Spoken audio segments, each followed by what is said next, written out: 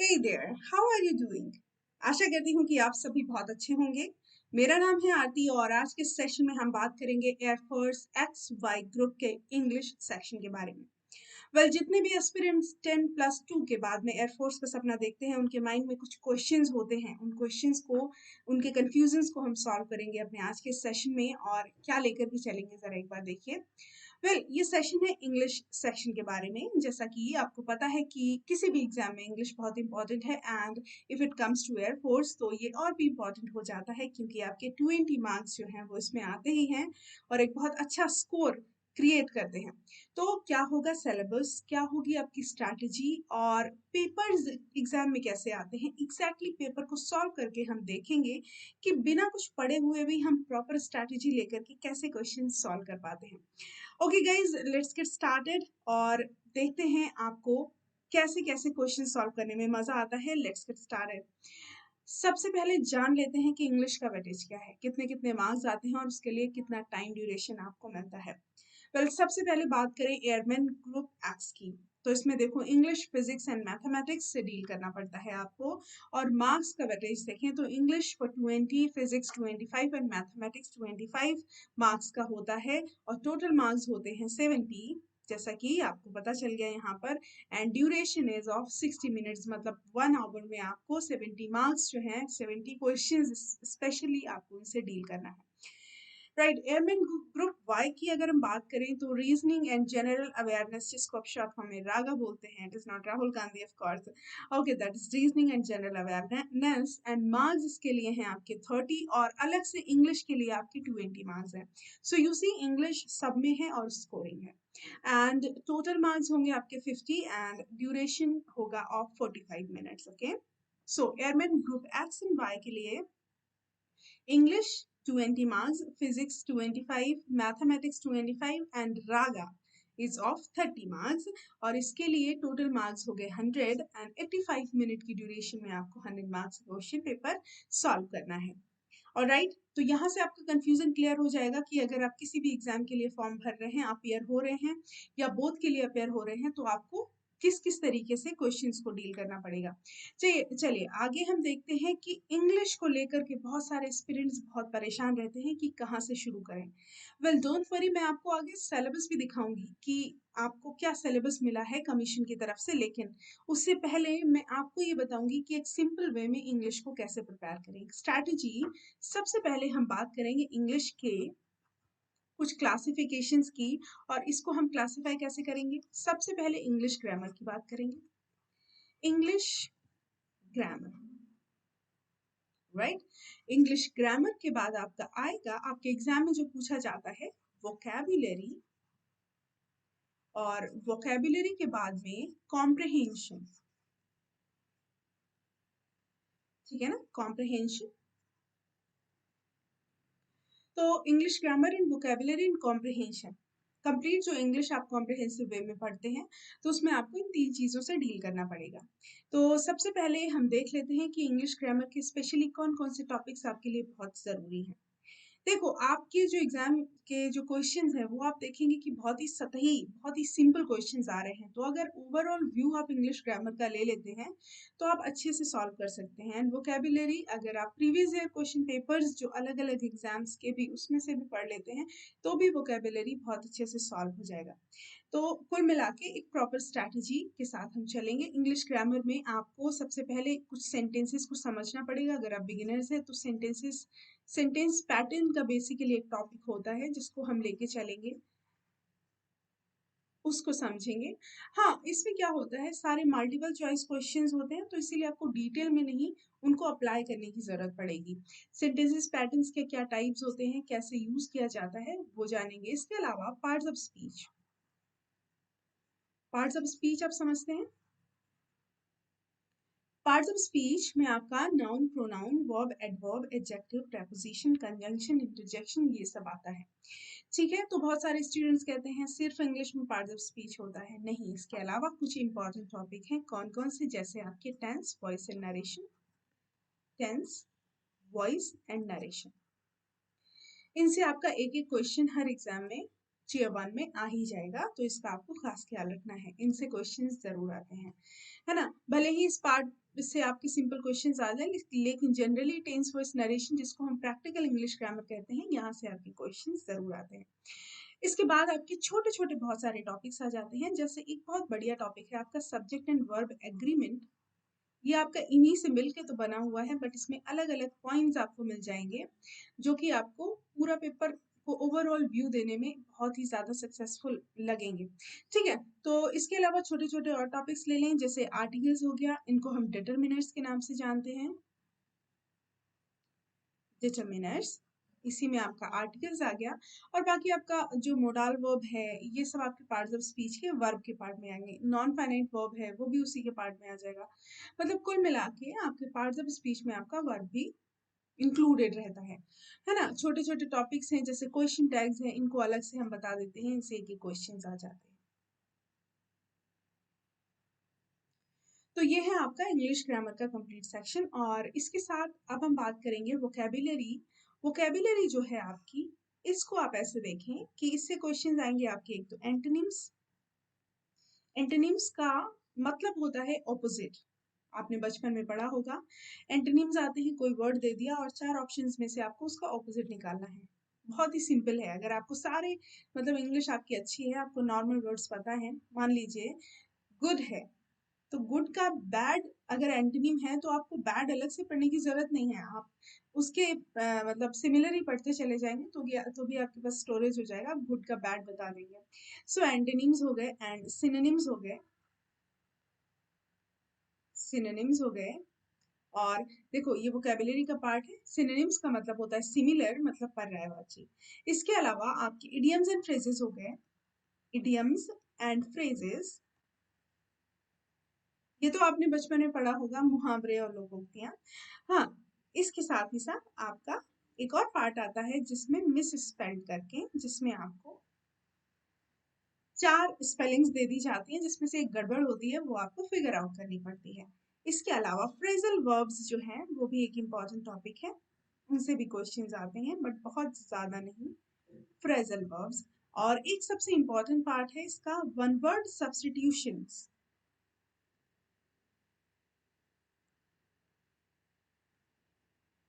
जो one word substitutions का part है, ये काफी सिंपल, काफी इंटरेस्टिंग होता है। ठीक है, अब आते हैं अपने कॉम्प्रिहेंशन पर। कॉम्प्रिहेंशन में आपको कॉम्प्रिहेंशन तो पता ही है, एक पूरा पैराग्राफ होता है, उससे कुछ क्वेश्चंस पूछे जाते हैं, राइट। इसके बाद आपको कभी कभी सेंटेंस को अरेंजमेंट, जिसको पैराजम्बल्स या PQRS बोलते हैं, ये सेंटेंस अरेंजमेंट से रिलेटेड होता है ये। इसके अलावा एक और टॉपिक कॉम्प्रिहेंशन का होता है क्लॉज टेस्ट। ये फिल इन द ब्लैंक्स, जैसे कोई पूरा मतलब पैसेज दे दिया, बीच बीच में ब्लैंक्स दे दिए, उस पर 4 ऑप्शंस दिए जाएंगे उन ब्लैंक्स में फिल करने के लिए, तो आपको राइट ऑप्शन क्लिक करके ब्लैंक्स में लिखना पड़ेगा, तो उसको हम क्लॉज टेस्ट बोलते हैं। तो ये हो गया आपका ओवरऑल, इसको कहेंगे overview, overview of complete English. ठीक है, अब बात ये आती है कि ये तो आपका ओवरव्यू हो गया, एग्जाम में जो क्वेश्चंस का तरीका पूछने का होगा, वो कैसा होगा। तो आपके एग्जाम में जो क्वेश्चन पूछने का तरीका है बच्चों, वो ये है, सबसे पहले आपको पूछा जाएगा, कोई एक सेंटेंस दे दिया, उसमें आपको एरर फाइंड आउट करना पड़ेगा, मतलब आपको बताना पड़ेगा कि किस पार्ट में गलती है, और उसी पार्ट के लिए आपको 4 ऑप्शंस दिए जाएंगे, आप ABCD करके उसी पार्ट को लिख देंगे। एक तरीका आपके एग्जाम में होगा सेंटेंस को इम्प्रूव करना, सेंटेंस को इम्प्रूव करना, इसके लिए भी एक सेंटेंस दे दिया जाएगा, 4 ऑप्शंस मिलेंगे, उसमें आपको इम्प्रूव करना पड़ेगा, सेंटेंस में एक सही ऑप्शन भी होगा, जो कि गलत ऑप्शन से आपको रिप्लेस करना पड़ेगा, है ना। इसके अलावा आपको फिल इन द ब्लैंक्स, जो आपको हमेशा से पता ही है, फिल इन द ब्लैंक्स, ये आपको बचपन से पता है। तो हम इन्हीं पे आज बात करने वाले हैं, बेसिकली हम आज के सेशन में इन्हीं पर बात करने वाले हैं कि आपका पेपर आएगा कैसे, राइट। अच्छा, अब इसके बाद हमने ये चीजें आपको बता दी, तो कोई भी जनरल सी इंग्लिश ग्रामर की बुक लेकर के आप इन्हीं सारी चीजों को ध्यान में रख के अपनी प्रैक्टिस भी स्टार्ट कर सकते हैं। ओके, हाँ, तो इसके बाद हम जरा बात करते हैं जो आपका सिलेबस गिवन है। तो उसमें से जो मैंने बताया है, मैंने आपको क्लासीफाई करके अच्छे से बता दिया। ये थोड़ा सा स्कैटर्ड होगा, फिर भी आप एक बार देख लो इसे। अ शॉर्ट पैसेज, एक पैसेज आएगा जिसको अभी हमने कॉम्प्रिहेंशन में बताया था, by 4 questions to test comprehension, जिसमें आपको कॉम्प्रिहेंशन को टेस्ट कराया जाएगा, है ना। तो इसमें क्वेश्चंस होंगे टू जज अंडरस्टैंडिंग ऑफ द पैसेज, मतलब आपको पैसेज में क्या है उसको देखना पड़ेगा, समझना पड़ेगा। टू ड्रा इंटरफेरेंस, इन्फेरेंस उसका पूरा संदर्भ जो है वो अपने माइंड में सोचना पड़ेगा। टू जज अंडरस्टैंडिंग ऑफ वोकैबुलरी, आपको उसमें कोई भी वर्ड का मीनिंग भी पूछा जा सकता है। इसके बाद ग्रामर का पार्ट आएगा, जिसमें सब्जेक्ट वर्ब कंकॉर्ड, मतलब सब्जेक्ट वर्ब एग्रीमेंट जो भी मैंने आपको बताया वो भी पूछा जा सकता है। वर्ब के फॉर्म्स और एरर्स, यूज ऑफ वर्ब्स, ये सब वही है, लेकिन इन्होंने अपनी तरीके से लिखा है तो आपको कंफ्यूजन लग सकता है। Sequence of tenses and errors in the use of tenses, transformation of sentences, compound, complex, simple, negative, ये सब कुछ आपको मैंने सेंटेंसेस पैटर्न में पॉइंट में वहां पर लिखा दिया है। फिर अफर्मेटिव, कंपैरेटिव, पॉजिटिव, सुपरलेटिव, ये सब आपको एडजेक्टिव के चैप्टर में पता चल जाएगा। कुल मिला के ये सब आपका क्या है, पार्ट्स ऑफ स्पीच से लिया हुआ, बीच बीच से, है ना। तो इसमें कंफ्यूज नहीं होना है आपको। ग्रामर पार्ट 2 में इसमें भी the determiners, prepositions, noun, pronouns, adjective, adverb, ये भी पार्ट्स ऑफ स्पीच जो है इनको अलग तरीके से इन्होंने दे दिया है, but it is all about that we have discussed earlier. फिर आता है वोकैबुलरी, जो मैंने अभी आपको बताया कि synonyms, antonyms, one word substitutions, misspelled, idioms and phrases, और कभी कभी कुछ कंफ्यूजिंग वर्ड्स होते हैं, उनको भी सेंटेंस में कहीं ना कहीं रिप्लेस करके लिखना पड़ता है। तो ये सब वही है वोकैबुलरी का पार्ट। ठीक है, अब आपका वॉइस नरेशन और टेंसेस से मैंने आपको बताया कि नरेशन में कमांड, रिक्वेस्ट, स्टेटमेंट, क्वेश्चंस, ये अगर आप नरेशन पढ़ेंगे तो इसको आपको ये देखने की भी जरूरत नहीं पड़ेगी। इसके अलावा वॉइस में एक्टिव एंड पैसिव वॉइस आपको पता है, जिसमें आपको सेंटेंस दिया जाएगा एंड आपको चेंज करके बताना पड़ेगा। ये आपके वॉइस चैप्टर का क्लियर हो जाएगा। साथ ही साथ preposition, model auxiliaries, infinitive participle, ये बहुत ही स्ट्रैटेजिक वे में, मतलब एक अच्छी तरीके से आपको पढ़ाए जाएंगे। जंबल सेंटेंसेस, मतलब पैराजंबल, जो मैंने आपको भी बताए। तो देख रहे हो ना कितना ज्यादा कंफ्यूजिंग बना दिया है चीजों को, बट फिर भी आप देखेंगे कि किस तरीके से इसे सॉल्व करना है। वेल, अब हम बात करेंगे कॉम्प्रिहेंशन पैसेज की। आपके सामने यहाँ पर एक पैसेज दिया गया है, आप देख सकते हैं ये पैसेज दिया गया है और इससे रिलेटेड कुछ क्वेश्चंस हैं जो कि आपको सॉल्व करने हैं। तो टेक अ ब्रीथ उसके बाद ये स्टार्ट करते हैं। Okay, well, let's get started. ज्यादा लंबी ब्रीथ नहीं लेनी है इसमें। Personally I dislike the praise of poverty and suffering. Personally, वैसे तो मतलब पर्सनली बताऊं कि आई डिसलाइक, मैं डिसलाइक करती हूँ the praise of poverty and suffering, मतलब जो गरीबी और दयनीयता की प्रशंसा है वो मैं डिसलाइक करती हूँ। आई डू नॉट थिंक, मैं ऐसा नहीं सोचती, they are at all desirable, मुझे नहीं लगता कि ये डिजायरेबल हैं, इनकी तारीफ किया जाए, बल्कि मुझे लगता है दे ऑट टू बी एबॉलिश्ड, उनको सोसाइटी से एबॉलिश होना चाहिए, मतलब उनको सोसाइटी से उनका उन्मूलन होना चाहिए, वो हट जानी चाहिए। तो ये एक पैसेज है, ध्यान से सुनो। जब भी आपके पास प्रॉपर टाइम है और आपको पैसेज सॉल्व करना है तो अच्छा तरीका ये है कि पैसेज को आराम से पढ़ो। लेकिन अगर आप बैंक का एग्जाम देने जा रहे हैं, आपके पास टाइम नहीं है, तब आप क्वेश्चंस को पढ़ो, क्वेश्चंस के ऑप्शंस को पढ़ो और उनको समझो, देन फिर पैसेज पढ़ो। तो यहाँ पर आपके पास प्रॉपर टाइम रहेगा, ये आपको भी पता है कि टाइम रहेगा और पैसेज बहुत ही सिंपल रहेगा। तो आपको पूरा पढ़ लेना है ध्यान से, उसके बाद क्वेश्चंस करते हैं। लोग कुछ भी कहें, आपको इस चीज को एकदम प्रिपेयर रहना है कि जो पैसेज में दिया गया उसके अकॉर्डिंग आपको आंसर करना है। ठीक है, तो पैसेज मैंने बताया कि किसके बारे में है, पॉवर्टी एंड सफरिंग के बारे में, और जो भी आपका यहाँ पे ऑथर है उसे लगता है कि ये सोसाइटी से बाहर निकलने चाहिए। Not do I appreciate the aesthetic life as a social ideal, तो it may be may sweet individuals, ये कह रहा है कि ना तो मैं पॉवर्टी एंड सफरिंग को प्रेज करता हूँ, ना ही मैं एस्थेटिक लाइफ, मतलब एक वैरागी जीवन को जिसका मतलब सोसाइटी में कोई इंपॉर्टेंस नहीं है, ना ही मैं उसको अप्रिशिएट करता हूँ, है ना। आई अंडरस्टैंड, मैं समझता हूँ, एंड अप्रिशिएट सिंप्लिसिटी, सिंप्लिसिटी मतलब सादगी को अप्रिशिएट करता हूँ, इक्वालिटी को अप्रिशिएट करता हूँ, सेल्फ कंट्रोल को अप्रिशिएट करता हूँ, but not the torturing of the body, लेकिन मैं बॉडी की टॉर्चर को बर्दाश्त नहीं कर सकता, अप्रिशिएट नहीं समझ, मतलब जो साधु वैरागी होते हैं वो बॉडी को टॉर्चर करते हैं, तपस्या करते हैं। तो ये पैसेज ये कह रहा है कि सेल्फ कंट्रोल तो ठीक है लेकिन बॉडी को टॉर्चर करना is not okay. I believe, मेरा मानना है, that the mind and habits have also to be trained and brought under control।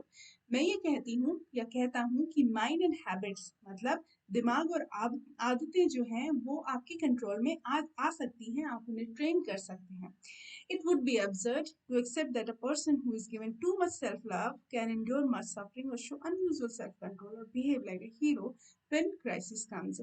ये कह रहा है ये बहुत ही गलत होगा ये एक्सपेक्ट करना कि एक पर्सन जो कि खुद को बहुत ज्यादा प्यार करता है वो बहुत ज्यादा दुख सहेगा, है ना, और हीरो की तरह जब भी क्राइसिस आएगी तो वह हीरो की तरह प्रवर्तित होगा।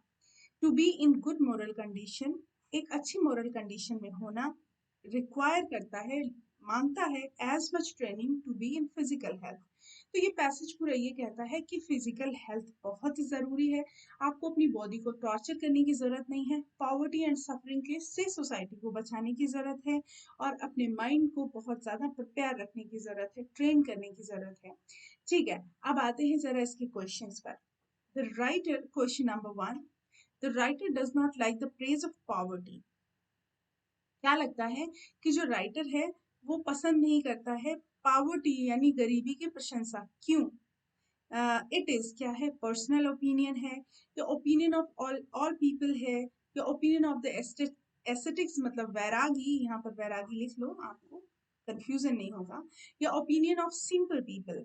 What will be the right answer? तो आपको पता है ये एक पर्सनल ओपिनियन है, तो इस क्वेश्चन में हमारे पास आंसर क्या निकला, पर्सनल ओपिनियन।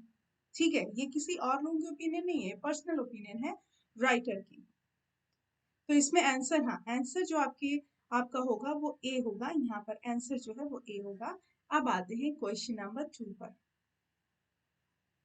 अब क्वेश्चन नंबर 2 क्या पूछ रहा है, टू हुम, किसको एस्थेटिक लाइफ किसके लिए सुइटेबल हो सकती है, मतलब जो वैरागी जीवन है वो किसके लिए सुइटेबल हो सकता है। तो आप सोच के बताओ जो वैरागी जीवन है वो किसके लिए सुइटेबल हो सकता है। पहले ये देखो ऑप्शंस में कि क्या बिल्कुल नहीं हो सकता। To the writer, of course वो वैरागी जीवन को नहीं मानता तो ये ऑप्शन नहीं होगा। To the socially advance people, इसको रुक जाते हैं यहाँ पर। टू इंडिविजुअल्स, यहाँ पर भी रुक जाते हैं। लिखा हुआ है to all the members of society, ये भी नहीं होगा। मतलब इस क्वेश्चन का राइट आंसर क्या होगा, टू इंडिविजुअल्स, मतलब अगर आप वैरागी हैं तो ये आपकी जिम्मेदारी है ना। टू इंडिविजुअल्स मतलब कोई भी पर्सन अपने मन से वैरागी हो सकता है, ना तो वो दूसरे लोगों को इन्वॉल्व कर सकता है, ना राइटर इस बात को एडमिट करता है, और ना सोशली एडवांस पीपल हैं, सोसाइटी में जो आगे जाने वाले लोग हैं उनके लिए वैरागी जीवन अनिवार्य है। तो ये किसी पर्सन की पर्सनल चॉइस हो सकती है। To individuals would be the right answer, you can check it. Okay, हाँ नेक्स्ट क्वेश्चन है, what does the author mean, मतलब यहाँ पर लेखक का क्या मतलब है aesthetic life in a passage. अच्छा, तो बैरागी जीवन से पैसेज जो आपने पढ़ा उसमें आपने पढ़ा कि एस्थेटिक लाइफ का क्या मतलब है, तो क्या मतलब है आगे देखते हैं। इक्वालिटी, बिल्कुल इक्वालिटी नहीं है क्योंकि पैसेज में एस्थेटिक लाइफ को अच्छा नहीं माना गया है। सेल्फ कंट्रोल ये तो माना गया है पैसेज में, लेकिन एस्थेटिक लाइफ इसको इससे इनबिल्ड नहीं किया गया, तो इसका मतलब सेल्फ कंट्रोल भी नहीं होगा, सिंप्लिसिटी भी नहीं होगा, क्या होगा, मॉडिफिकेशन ऑफ द बॉडी। क्योंकि लेखक ये कहता है कि वैरागी होना कोई अच्छी बात नहीं है, अपनी बॉडी को परेशान करना कोई अच्छी बात नहीं है। तो वही इसमें क्वेश्चन में पूछा जा रहा है कि एस्थेटिक लाइफ क्या है, तो क्या है, मॉडिफिकेशन ऑफ द बॉडी। तो आप देखेंगे कितने सिंपल क्वेश्चंस आ रहे हैं और आप बड़ी आसानी से इन्हें सॉल्व कर पा रहे हैं। इसका आंसर है डी। ठीक है, ओके। सो आपने 3 क्वेश्चंस यहाँ पर सॉल्व कर लिए हैं, मैंने पैसेज आपको बताया है, एक क्वेश्चन शायद और होगा। हाँ देखो, which is the following words could replace the word absurd as used to the passage। absurd का क्या, तो absurd का क्या मतलब होगा पैसेज के अकॉर्डिंग, reasonable, congruous, simply और silly।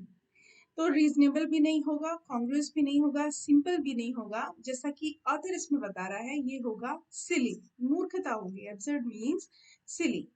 ठीक है, तो इसमें आपने पैसेज में देखा 4 क्वेश्चंस आपके सॉल्व हो गए हैं। Let's check the answer, that would be D. हाँ, identify the incorrectly spelled word. अब ये क्वेश्चन आपका दूसरा है जो वोकैबुलरी के मिस स्पेल्ड पार्ट से है। अभी हमने डिस्कस किया ना मिस स्पेल्ड। सो अब देखो कौन सी स्पेलिंग गलत है और सही स्पेलिंग क्या होगी। तो सबसे पहले आप देख रहे हैं सेपरेट लिखा हुआ है, तो इसकी स्पेलिंग क्या होती है?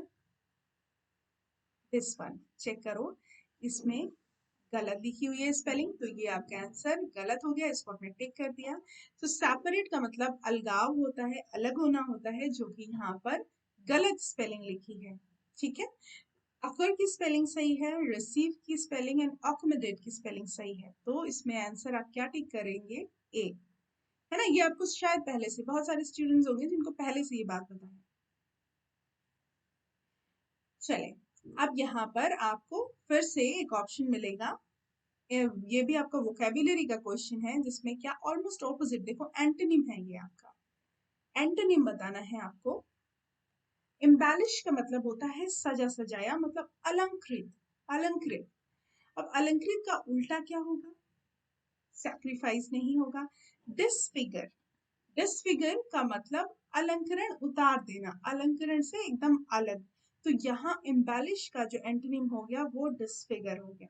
Okay, disfigure will be the right answer. Option B is correct. हाँ, अब यहाँ पर एक फिर क्वेश्चन आया है जो कि वन वर्ड सब्स्टिट्यूशन, ये भी वोकैबुलरी की किस पार्ट का है? वन वर्ड सब्स्टिट्यूशन का। क्या है? अ well experienced person, officer, senior, apprentice, veteran.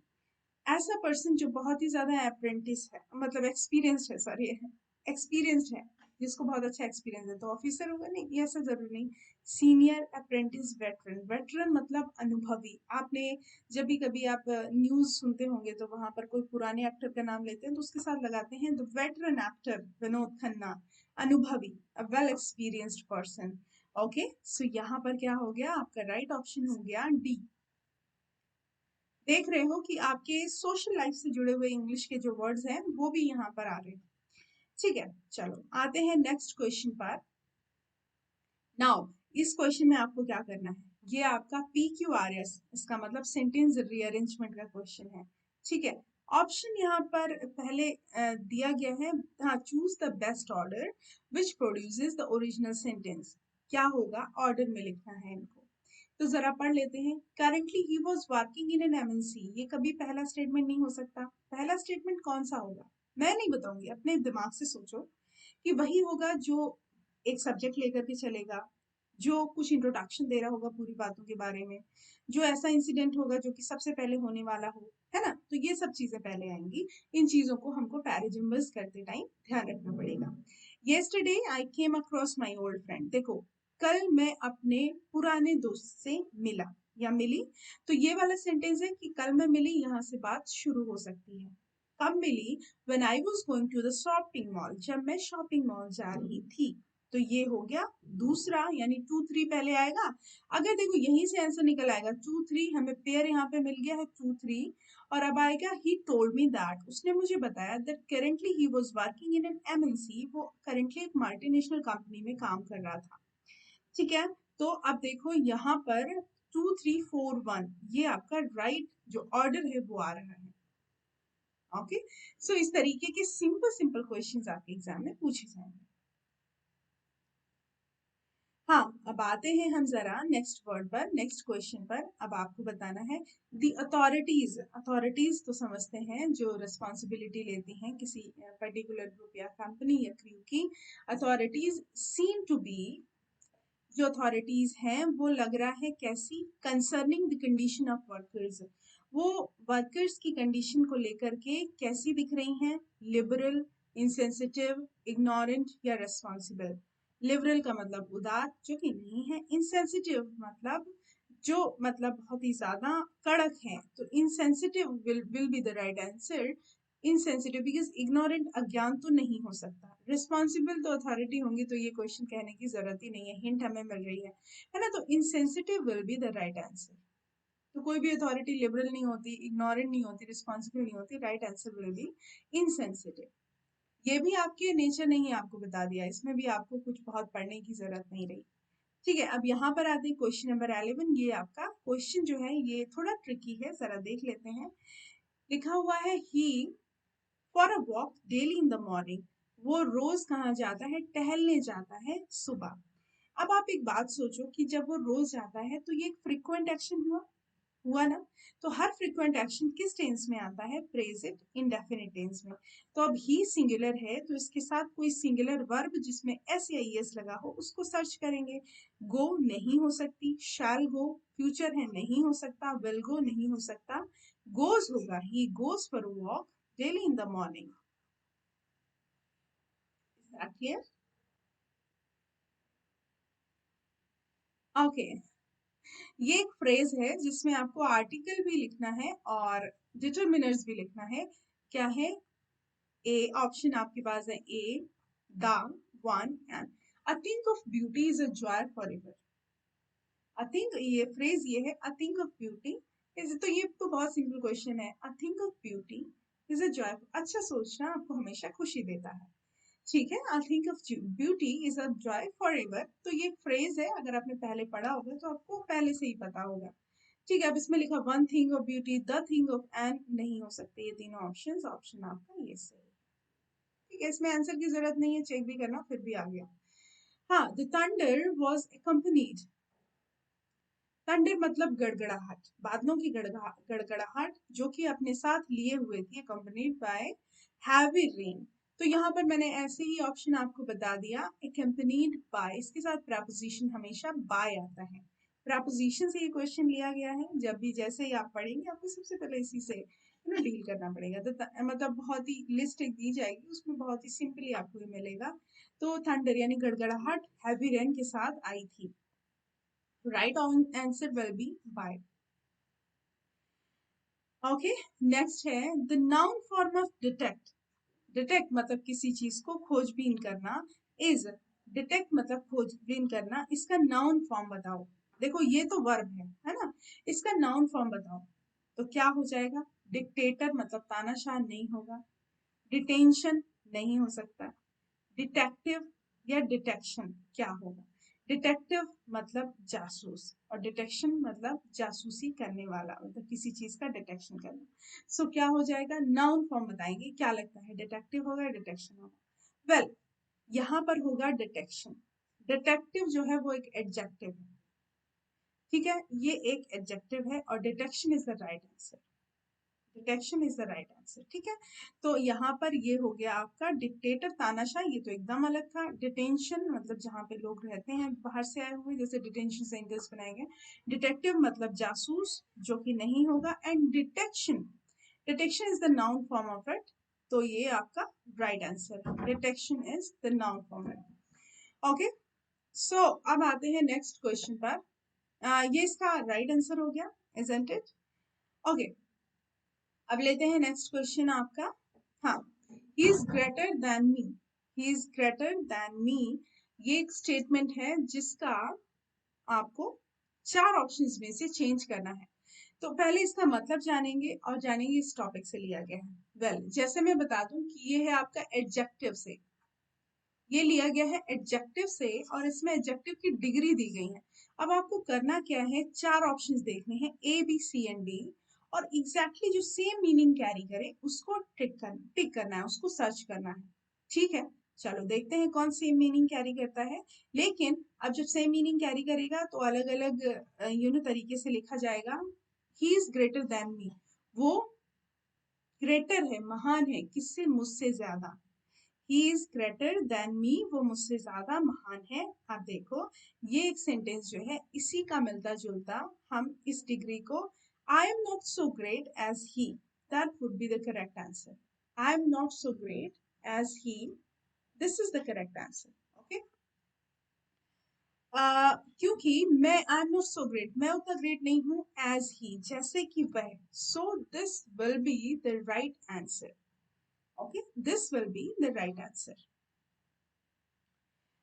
Now अब यहाँ पर आपको फिर से और क्वेश्चंस दिख रहे होंगे। क्वेश्चन नंबर 16, यहाँ तक आपको समझ आ गया। अब आते हैं यहाँ पर। हाँ, क्या करना है, एरर फाइंड आउट करना है। मैंने आपको बताया एरर फाइंड आउट करने वाले questions He met with an accident and admitted in the hospital. इसमें गलती क्या है ये पहले आप सोचो फिर मैं आपको बताऊंगी. He met with an accident and admitted in the hospital. चलिए मैं बताती हूँ. यहाँ तक तो सही है कि उसका एक्सीडेंट हुआ. मेट विद जब अचानक से कोई चीज मिलती है तब यूज करते हैं तो ये सही है. एक्सीडेंट के लिए हम मेट विद या मीट विद ऐसा यूज करते हैं. एंड एडमिटेड, एडमिटेड जो है इसके बाद हमेशा हम प्रपोजिशन टू का यूज करते हैं, इनका नहीं करते. Admitted to the hospital, admitted in the hospital नहीं होगा, क्या होगा, एडमिटेड टू द हॉस्पिटल. तो एरर जो आया वो आपके इस पार्ट में आया. मान लीजिए मैंने आपको इसको ऐसे किया होता, इस पार्ट में ए लिखा होता, इसमें बी लिखा होता, इसमें सी लिखा होता, तो आंसर आपका सी होता है ना. लेकिन चूंकि मुझे आपको समझाना था इसीलिए मैंने ऐसे लिख दिया. क्या हो जाएगा, एडमिटेड टू द हॉस्पिटल.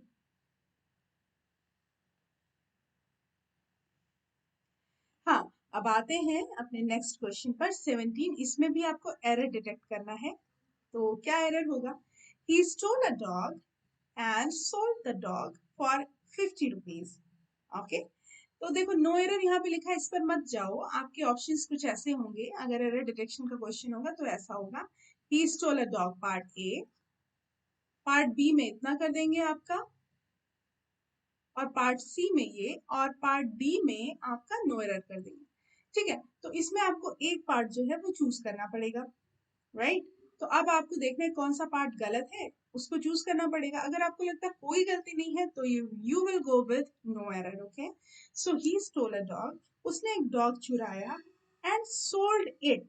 देखो अब एक बात ध्यान से सुनो, ये प्रोनाउन का क्वेश्चन है. किसका क्वेश्चन है, प्रोनाउन का. एक सेंटेंस में दो बार सेम प्रोनाउन रिपीट नहीं होता, सेम नाउन रिपीट नहीं होता है, उसकी जगह पर आपको प्रोनाउन यूज करना पड़ता है. देखो ही स्टोल अ डॉग, यहाँ पर नाउन रिपीट हुआ, दोबारा फिर से नाउन. तो इंग्लिश में नाउन को रिपीट नहीं करते हैं. जब दो बार रिपीट होगा तो दूसरे नाउन की जगह हमें क्या लिखना पड़ेगा, प्रपोजिशन सॉरी प्रोनाउन लिखना पड़ेगा. So he stole a dog and sold it for ₹50. इसका मतलब इसका आंसर हो जाएगा बी. इनकेस अगर आता तो क्या हो जाएगा, कभी भी ऐसे नहीं कहेंगे कोई भी सेंटेंस. जैसे आपने कहा मुझे आज मार्केट में राम मिला, राम बहुत थका हुआ था, ऐसे नहीं बोलेंगे. कैसे बोलेंगे, I met with Ram today in the market and he was very tired, he was tired, ऐसे बोलेंगे. ऐसे नहीं बोलेंगे राम वॉज वेरी टायर्ड. क्यों, राम जो है वो नाउन है, बार बार रिपीट नहीं होगा, उसकी जगह हमारे पास प्रोनाउन है. Okay, so we will use it. दूसरा नेक्स्ट आपका क्वेश्चन है, both Mili as well as Meena are beautiful. यहाँ पर सब्जेक्ट एंड वर्ब एग्रीमेंट का एक बहुत ही अच्छा सा, वैसे ये क्वेश्चन आपका कंजंक्शन का है. Conjunction, okay. देखो क्या है, एज वेल एज कंजंक्शन का मतलब होता है अलोंग विद, मतलब एक साथ में. तो जब आपके दो नाउन्स जो हैं वो एज वेल एज से जुड़े होते हैं तो उसमें पहली बात तो बोथ की भी जरूरत नहीं है, तो होगा मिली अलोंग विद या एज वेल एज मीना. और यहाँ पर जो वर्ब होगी वो सिंगुलर वर्ब होगी. सिंगुलर क्यों, क्योंकि वो कंसर्न होगी आपके मिली यानी फर्स्ट सब्जेक्ट से कंसर्न होगी, और फर्स्ट सब्जेक्ट सिंगुलर है तो हो जाएगा Millie as well as Meena is beautiful. ठीक है, मिली अलोंग विद मतलब मिली मीला के साथ, मिली मीना के साथ सुंदर है. मतलब आप हम बताना चाहते हैं जैसे आप मेरे साथ, मैं कहूँ मैं अपने स्टूडेंट्स को लेकर के मूवी हॉल जा रही हूँ, तो मैं बोलूंगी कि आई along with my students am going to movie hall. ऐसे नहीं बोलूंगी I along with my students are going. No, मैं क्या बोलूंगी, along with my students am going to. तो as well as my students या along with my students, ये conjunctions जो हैं ये आपको आगे पढ़ने को मिलेंगे. ओके, सो इसमें आपका गलती थी इस पार्ट में, ये हो जाएगा आर का इज, क्योंकि यहाँ पर सिंगुलर सब्जेक्ट यूज होगा सिंगुलर वर्ब के साथ. चलो अब आते हैं नरेशन के सेंटेंस पर. The teacher said to me, teacher ने मुझसे कहा, be regular and learn your lessons daily. Regular रहो, अपने लेसन्स को रोज पढ़ो. अब ये आपका नरेशन का, पहली बात तो ये नरेशन का क्वेश्चन है आपका, और नरेशन के क्वेश्चंस में आपको देखना है कि डायरेक्ट को इनडायरेक्ट में चेंज करना है इस क्वेश्चन. तो अब सेट टू को टोल्ड कर देंगे, सेट टू को टोल्ड कर देंगे, लेकिन एक चीज हमेशा याद रखेंगे कि आपका जो ये रिपोर्टेड क्लॉज है इसमें क्या कहा जा रहा है, बी रेगुलर एंड लर्निंग, इसमें एक एडवाइस दी जा रही है। तो अब देखेंगे एडवाइस, एडवाइस दी जा रही है तो हो जाएगा एडवाइस्ड मी, और यहाँ पे वर्ब है तो ये कॉमा इन्वर्टेड कॉमा, ये एक्चुअली इंपैरेटिव सेंटेंस है तो यहाँ पर लगेगा इन्वर्टेड कॉमा हटा के to be regular and learn. और अब योर लेसन्स बोला है तो यू जो है वो सेकंड पर्सन है जो ऑब्जेक्ट के अकॉर्डिंग चेंज होगा तो हो जाएगा माई लेसन। तो क्या हो जाएगा, the teacher advised me to be regular and learn my lessons. तो यहाँ पर जो आपको आंसर मिलेगा वो मिलेगा advised me to be regular and learn my lessons. तो ये आपका हो गया answer, you can check it from here. Now the last question of this session, आपके 20 क्वेश्चंस जो थे वो मैंने पूरे डिस्कस किए। It is time to buy books.